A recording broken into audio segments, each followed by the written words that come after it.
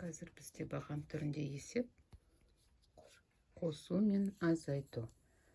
Мына жерде 437-ге 245-ті қосу. Бірінші бірліктен бастап қосамыз. 7-ге 5-ті қосамыз. 12. Екісін жазамыз бір ойда. 3-ге 4-ге 3-ті қосамыз. 7, ойдағымен 8. Сосын жүздіктерді қосамыз. 4-ге 2-ні қосқанда 6 болады. Сонда 682. 615-ге 167-ні қосамыз. 5-ге 7-ні қосқанда 12. Екісі жазылады, бірі ойда.